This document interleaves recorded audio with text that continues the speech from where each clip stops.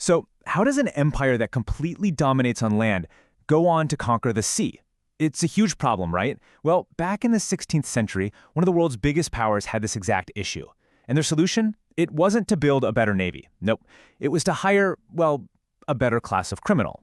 Let's get into this wild story of how pirates became an empire's secret weapon. It all kicks off with this incredibly simple but chilling demand. Picture this. It's 1452, and the Ottoman Sultan, Mehmed II, who's only 20 years old, by the way, he turns to his advisor and just says it. The city he wanted? Oh, only Constantinople. You know, the 1,000-year-old heart of the Byzantine Empire, the absolute jewel of the Christian world. No big deal. And guess what? Just 1 year later, he got it. The fall of Constantinople in 1453?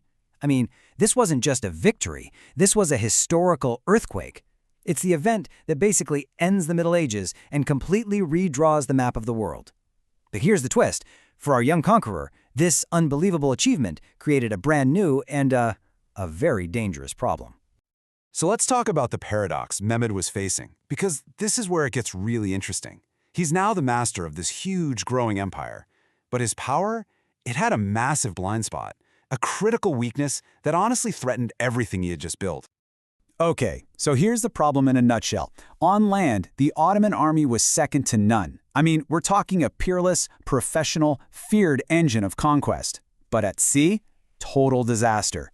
Their navy was a strategic liability, they were inexperienced, they were unreliable, and they were absolutely no match for the real sea powers of the Mediterranean, guys like Venice or Genoa. So you gotta ask, why were they so bad at it? Well, let's break it down. First off, the Ottomans just didn't have a seafaring tradition. They were land power, simple as that. So they were forced to rely on people they'd conquered, mostly Greeks, just to crew their ships.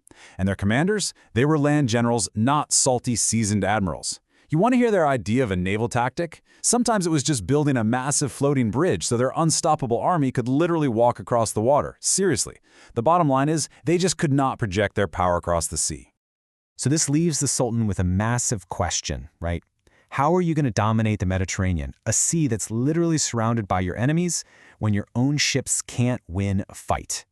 The answer they came up with, well, it was both ingenious and absolutely terrifying. So instead of trying to build a navy from scratch, which, let's be honest, would take decades and a fortune, the Ottomans did something brilliant. They outsourced. And who did they turn to? The most skilled, the most ruthless, and the most experienced sailors in the entire Mediterranean, the pirates of North Africa. And this, right here, is the absolute key to the whole story: state-sponsored piracy. The Ottomans didn't just hire pirates. No, they legitimized them. They took these disorganized criminals and turned them into a cohesive, state-funded proxy navy. And the whole thing was pointed like a dagger straight at the heart of Christian Europe. You see, this was a perfect win-win situation. For the Ottoman Empire, they got an instant navy that was cheap, incredibly effective, and had basically zero maintenance costs. And for the pirates, oh man, they hit the jackpot. They got legitimacy, official titles, and a ton of state funding to upgrade their whole operation. And for both of them, it conveniently framed all their looting and raiding as a holy war, a jihad against a common enemy. And the effect? It was immediate. And it was brutal. With the full backing of a superpower, these pirate raids just exploded in scale and ferocity. You have coastal towns all across Italy, Spain, and France living in constant terror. The entire Mediterranean basically became their personal hunting ground. This new era also created a whole new kind of warrior. The most successful pirate captains became absolute legends. Think of them like the rock stars of the high seas. They weren't just criminals anymore. They were admirals, they were statesmen, and to the Islamic world, they were heroes. So naturally, this struggle for control of the Mediterranean boils down to a personal duel. It's a clash between two absolutely brilliant naval commanders.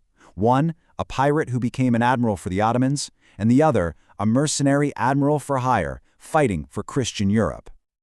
Okay, so let's meet our players. On one side, you've got Hayreddin Barbarossa, better known as Redbeard. He was a Greek who converted to Islam and climbed all the way up the pirate ranks to become the Ottomans' top admiral. And his opponent? Andrea Doria, a Genoese nobleman and, you could argue, the greatest Christian naval commander of his era. He was a brilliant mercenary who sold his skills to whoever paid the most. So this epic rivalry all comes to a head in 1535. The Christian powers, led by the Holy Roman Emperor Charles V, finally decide enough is enough. They have to strike back. And their target? The big one, Tunis, the main pirate base in North Africa, and basically the heart of Barbarossa's personal kingdom. So get this, a massive Holy League armada lands and starts to lay siege to the city.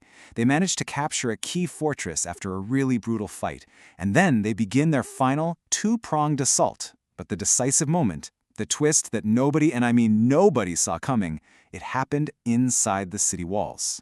You see, there were over 10,000 Christian galley slaves imprisoned inside Tunis.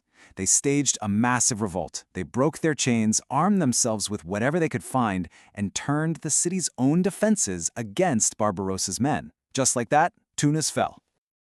Now, this was a massive victory for the Christians, for sure. But here's the thing you have to understand. This battle wasn't really just about pirates.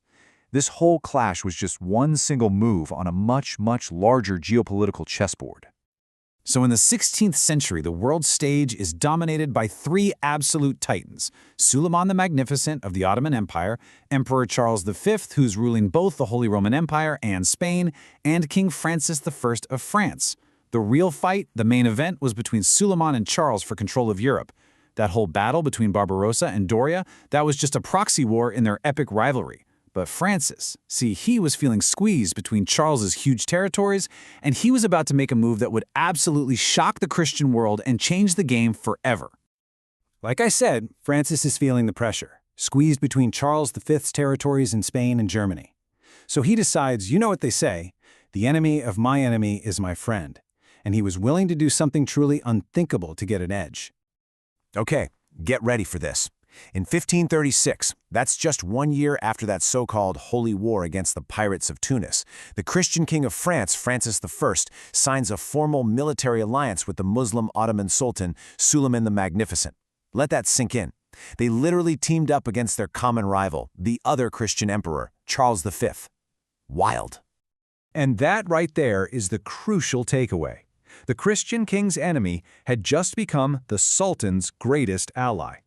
Suddenly, piracy wasn't just some naval strategy anymore. It was now a central piece in the great game between empires, a game where religion suddenly took a backseat to raw, naked power.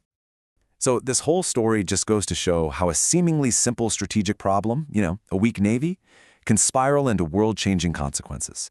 We've seen how it empowered pirates and forged alliances that would have been completely unimaginable just a few years earlier. It really makes you wonder, doesn't it? When the stakes are that high, in the great game of empires, are there any rules at all?